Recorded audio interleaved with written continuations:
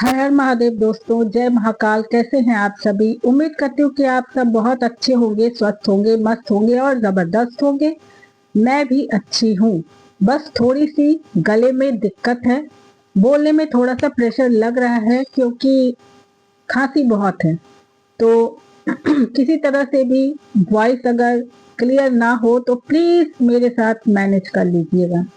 तो video start करने के पहले मैं सभी से ये अनुरोध करूंगी कि जो लोग भी मेरे चैनल पे पहली बार आए हैं, प्लीज चैनल को सब्सक्राइब करके बेल नोटिफिकेशन को ऑन कर लीजिएगा। और अगर वीडियो अच्छा लगे तो कमेंट छोड़िएगा, लाइक कीजिएगा। तो दोस्तों, 5-6 दिन तक मैं क्या गायब हुई। यूट्यूब पे तो जैसे थर्ड वर्ल्ड वॉर ही छिड़ा हुआ है। आ करके वापस बोलबम से जब मैंने यूट्यूब को खोला तो देख करके तो क्या कहूँ, मेरा दिमाग पूरी तरह से सैटेलाइट हो गया दोस्तों। इसीलिए क्योंकि यूट्यूब की सबसे बड़की यूट्यूबराइन, सबसे बड़की ब्लॉगराइन जो ये दावा करती है कि वो बहुत ही वेल एजुकेटेड हैं। हाँ हाँ, ये शब्द बार बार सुनने को मिलता है, वेल एजुकेटेड। लेकिन उनकी भाषा, उनकी जुबान, वही उनकी असली पहचान है। उसी से पता चलता है कि उनका एडुकेशन कितना हाई लेवल का है। वो कहते हैं ना कि आपकी जुबान, आपकी भाषा, आपकी बोलचाल आपकी परवरिश का पहचान है। तो इसी से पता चलता है कि इनकी परवरिश कैसी है और इनकी पहचान यही है। तो इनका जो एक है टेमना ना, टेमना, छोटा सा टेमना है इनके पास, नटुल्ला, बगल में बैठ करके जो लाइव सुनता रहता है। बकायदा फुल ट्रेनिंग ले रहा है दोस्तों, इनसे फुल ट्रेनिंग ले रहा है। और जानते हैं, बच्चे घर से बाहर कुछ गलत चीज नहीं सीखते, घर से ही सीखते हैं। और आजमाते भी कहाँ हैं? पहले घर पे ही आजमाते हैं। तो भैंसिया, तैयार रह। अपने लिए बहुत अच्छा तू एक तैयार कर रही है ना, वो तुझे तेरे ऊपर ही तेरी हर एक चीज को आजमाएगा। और उस दिन को तू रोना मत कि हमारे साथ ऐसा क्यों हो रहा है। बिल्कुल मत रोना। क्यों? क्योंकि तू खुद अपने उस नटुल्ला को तैयार कर रही है।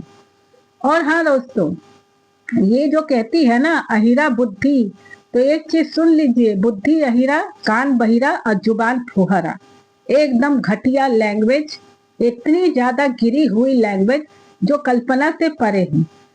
तो हाँ, आती हूँ अब मैं हमारे राम भाई के पास। राम भाई के वीडियोस मैंने देखे। पिछले कुछ वीडियोस में हमने देखा कि किस तरह से वो अपने आप से जमीन का नक्शा तैयार कर रहे थे।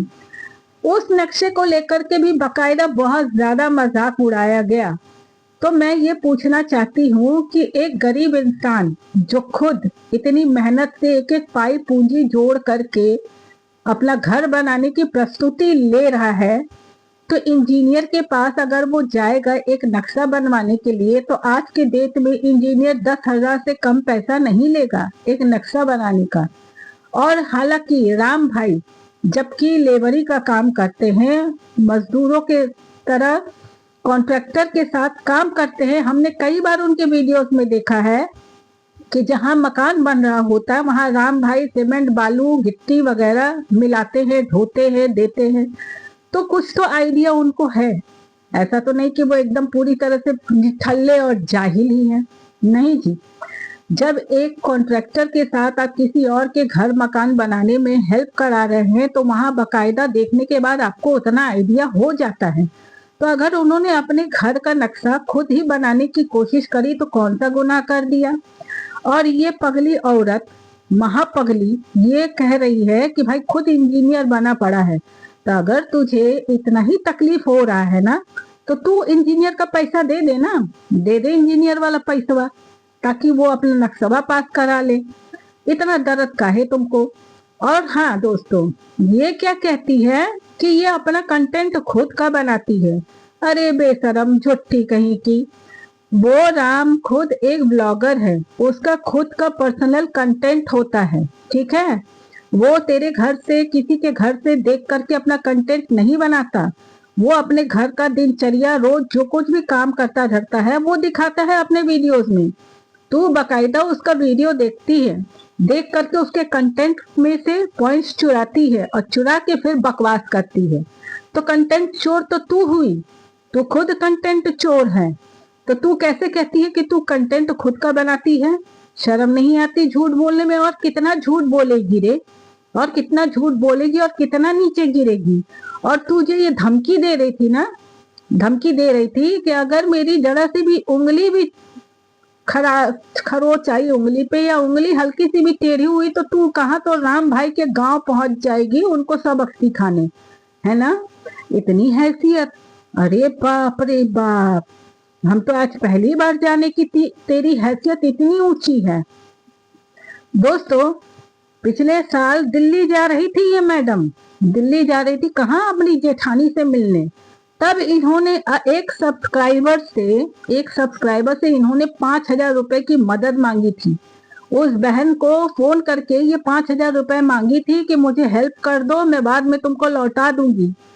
तू जाएगी राम भाई के गांव जाकर के हिसाब किताब करने, सबक सिखाने। अरे जा रे जा, 5,000 रुपए की औकात नहीं है, भीख मांगती चली तू, भीख मांग मांग के तू अपना काम चलाती है। और तू यहाँ पर ताव दिखाती है। किसको ताव दिखाती है? किसको? पहले खुद की हैसियत मजबूत कर, समझी? और वो तुझे भीख में जो आ रहे हैं ना, कपड़े बर्तन बासन, पहले बेच कर उससे कुछ पैसा आमदनी कर ले, कमा ले, उसके बाद जाना राम भाई को सबक सिखाने के लिए, ठीक है? वो तेरे दरवाजे नहीं आता कटोरा लेकर भीख मांगने। उल्टा तू उन सब्सक्राइबर से भीख लेना शुरू कर दी है जो एक टाइम पे राम भाई को गिफ्ट भेजा करती थी। तू पहले अपनी हैसियत देख, अपनी औकात देख कि तेरी औकात क्या है। और हाँ दोस्तों, एक बात और बताती हूँ, बहुत इंपॉर्टेंट बात, जरा सुनिएगा गौर से। इन मैडम का जो है ना, पूरे जॉइंट फैमिली का एक नर्सिंग हॉस्टल है। उस हॉस्टल से जो इनकम आता है वो 4 भाग में डिवाइड होता है। लेकिन इनकी जो देवरानी, जेठानी और देवरानी है, और इनकी ननद, जैसा कि इन्होंने खुद अपने मुंह से बखान किया है, क्योंकि इनको तो भीख मांगने की आदत है, पता नहीं सच है या झूठ है, लेकिन इन्होंने खुद अपने मुंह से बखान किया कि उस नर्सिंग हॉस्टल का जो पैसा आता है वो इनकी देवरानी, जेठानी और ननद इनको नहीं देती है। तभी तो ये कटोरा लेकर के सबसे भीख मांगती चलती है कि भाई हमारे पास पैसे नहीं है, हमारे बेटे का स्कूल का फीस भरना है, हमारे बेटे का एजुकेशन कराना है। तो जब ये खुद भीख मंगी है, भीख मांग रही है, रोज भीख मांग रही, रोज झूठ बोल रही है, और भीख मांगने का अड्डा कहाँ है इनका? इनका अड्डा है इनका इंस्टाग्राम। समझ जाइए दोस्तों, तभी तो खुलेआम वीडियो में ये कहती है कि इंस्टाग्राम में जुड़िए, इंस्टाग्राम में जुड़िए। काहे? इंस्टाग्राम में स्कैनरवा लगा लगा भीख मांगती हैं। हाँ, बढ़िया बात, एक पॉइंट याद आया मुझे। ये जो दावा ठोक रही है राम भाई के ऊपर कि वो स्कैनर लगा करके भीख मांगता है, तो एक चीज मैं ये पूछना चाहती हूँ, आप लोग अगर मेरे बात से सहमत होइएगा तभी इस बात का जवाब दीजिएगा।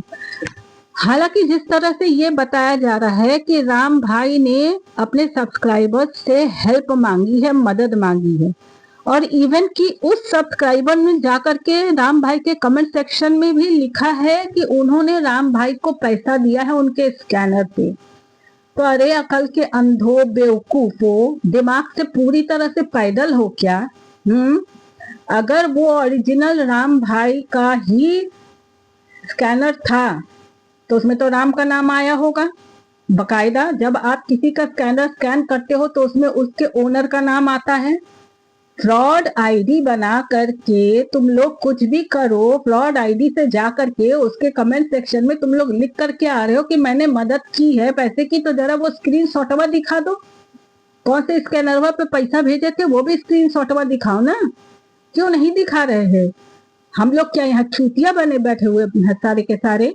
समझ में नहीं आता? इतनी तो अकल हम लोगों में भी है। और तुम लोग जो इस तरह से जो फालतू अफवाह उड़ा रहे हो ना उस इंसान के खिलाफ कि वो भीख मांग रहा है, पैसे मांग रहा है, बकवास बंद करो, प्रूफ के साथ आओ, प्रूफ के साथ बात करो, तभी हम मानेंगे इस चीज को। वो इंसान भीख मांगने वाला इंसान नहीं दिखता हमें कहीं से भी। और इस तरह से बार बार ना जो उसके जया को कलूठी और भगोड़ी जो कहती हो ना, पहले खुद का चेहरा आईने में देख, समझी रे भैंसिया? इसीलिए तो तुझे भैंसिया कहती हूँ, क्योंकि तूने तो खुद अपने मुंह से कह दिया कि मेरा अहीर बुद्धि है, इसका मतलब तू अहीर है। तो अहीरों को सबसे ज्यादा प्यार किससे होता है? गाय, भैंस, बैल, बकरा, यही सबसे। इसीलिए इसलिए तो कह रही हूँ, भैंसिया पहले अपना शकल आईना में देख, उसके बाद राम और जया पे उंगली उठाना, समझी? तो चलिए दोस्तों, वीडियो काफी लंबा हो रहा है। मैं नेक्स्ट वीडियो में बाकी जो है आप लोगों के साथ शेयर करूंगी, वन बाय वन, एक एक पॉइंट इसका जो कुछ भी है निकाल करके बाहर रखूंगी। मिलती हूँ आपसे अपने नेक्स्ट वीडियो में, तब तक आप लोग मस्त एंजॉय कीजिए और मजे लीजिए।